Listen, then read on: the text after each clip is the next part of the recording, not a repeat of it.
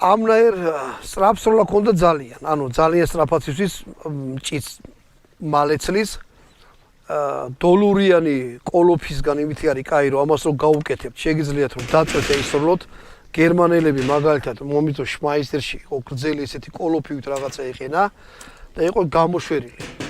ანუ დაწოლილ მდგომარეობაში მაგარი მოხერხებელი იყო ისოდენ ესე ან ესე.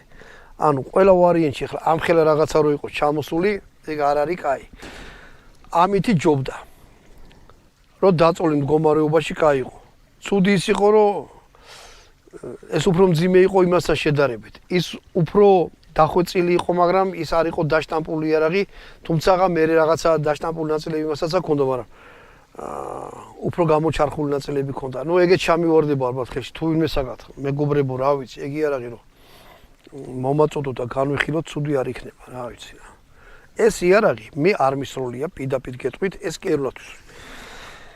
მოდი ახლა ესე გავაკეთოთ. ეს წარს ეტყობა რომ ომის დროინდელია ნათრევი, ნაომარი რაღაცა და აი ნახატქუნები და ასე შემდეგ. კაი, მოდი ახლა ჯერ ვეცადოთ რომ ტყვიები დავტენოთ და აი ესეთი რაღაცა ვიყურეთ. აქ ეგეთი ზამბარა, ამ ზამბარას მოვაწვევი ზემოთ და მე ეს